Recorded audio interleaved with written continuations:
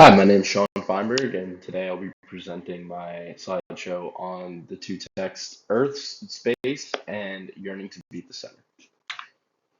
So to start off, let's just dive into some of the concepts and have a little introduction. So some of the one of the most prevalent through lines from the text is essentially how our world has entered a new era of discovery that connects our planet, space, and digital media. Both Earth, space, and yearning to be the center explore how our cosmic and technological advancements have changed modern society and altered our perceptions. So this presentation will explore four main ideas: the second space age, the cosmic perspective, the human yearning to be at the center, and space media and meaning. Let's start with the second space age. Humanity's second space age marks a shift from competition to global commercial and existential states. This is a difference from the Cold War era of the space race we see where, you know, competition was at the center and we were just essentially trying to be the first, or our country was, the United States was essentially trying to be the first to make it into space and set the bar for what space exploration and travel could be. However, now in the modern day, contemporary era, space is now seen as both an opportunity and necessity. And humanity's journey into space is no longer just about exploration, it is also about our anxieties about life on Earth. Here's a quote from the text: "A note of urgency has crept into dialogues on space travel, shifting joys of discovery toward the imperative of survival." So, moving on to tech design and adaptation. Fanning explores in the text how the tools of space travel reveal both ingenuity and our limitations. The body must be reimagined for environments that reject it. Thus, technology becomes both a literal and symbolic extension of humanity. In Fanning's view, the way we shape our tools for space travel reveals how we value human variation itself and essentially how we will adapt the technologies we are currently developing and making for the humans of today and tomorrow to be the next space explorers. A cosmic perspective.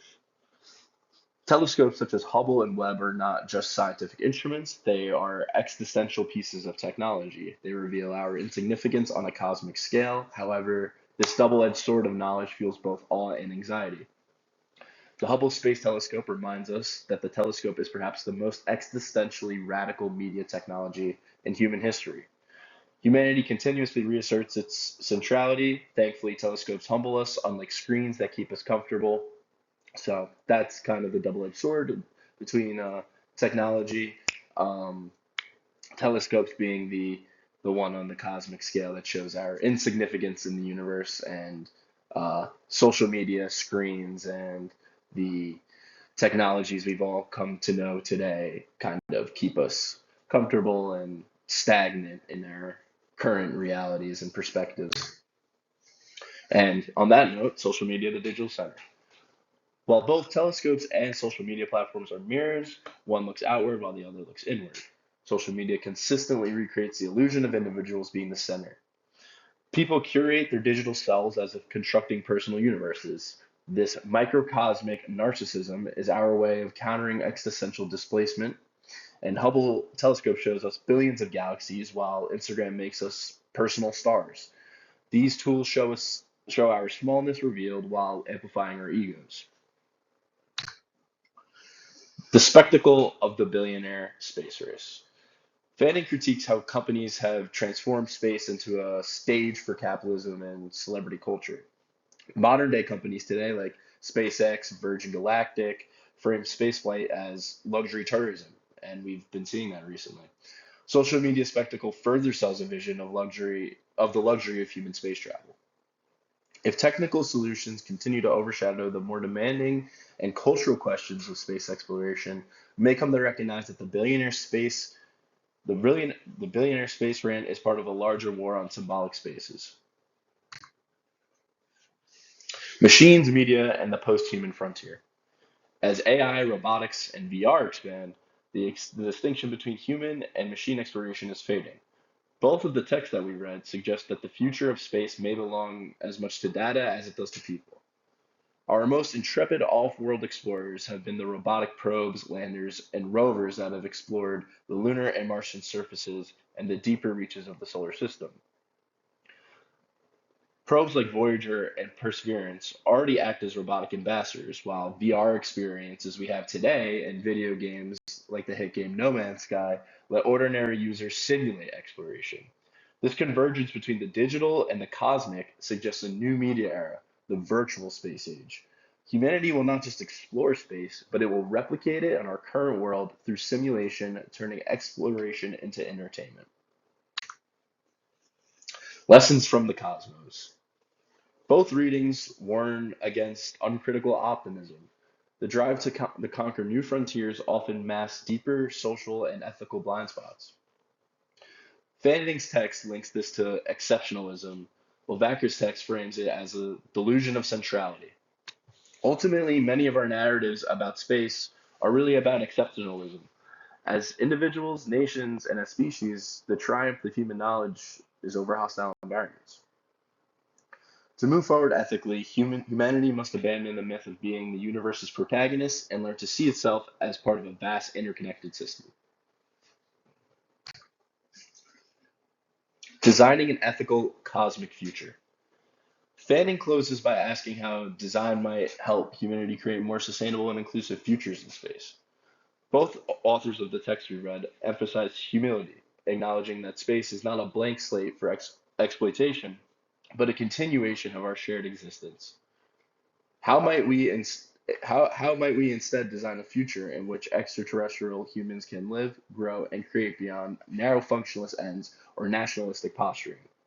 This question invites a redefinition of progress away from extraction and toward empathy. Whether through space design, digital media, or interplanetary ethics, humanity's next frontier may not be physical expansion, but moral evolution. Conclusion. Seeing ourselves among the stars. The second space age is both a technological revolution and a mirror for our civilization. Earth shows us how design and capitalism shape our vision of space. Yearning reveals how media recenters us in a universe that refuses to revolve around us. Together, they ask us to confront a paradox.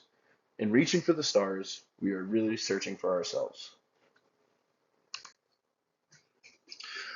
Let's move on to space in tech and media, some current real world examples. Virtual reality, the center of the virtual universe, the celebrity space race, the modern space spectacle, and No Man's Sky, the digital cosmos, and the illusion of the infinite exploration.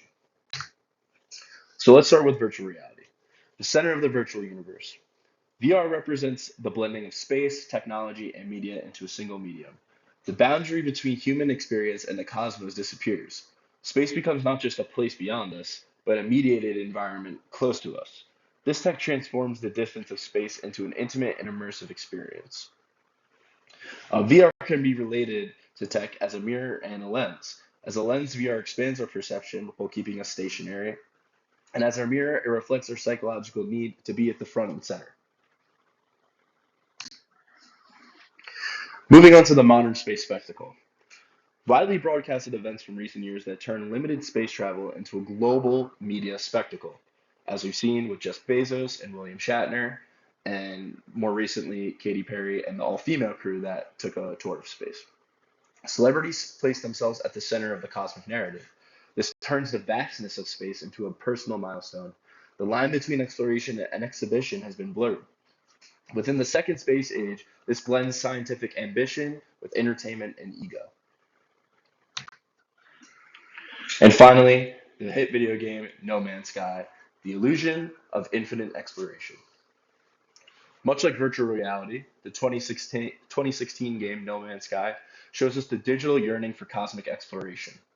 The game procedurally generates an entire universe for the player that contains more than 18 quintillion planets for each player to explore. Each planet is unique with its own terrain, life forms, and ecosystems. Even in a limitless digital universe, the player is still the center of their digital galaxy. The game solely responds to your actions as the player. This shows yet again humans yearning to be at the center. While the game presents a vision of endless discovery mirroring real cosmic expansion, it is also deeply anthropocentric. No Man's Sky embodies the same contradictions as what we had previously discussed before.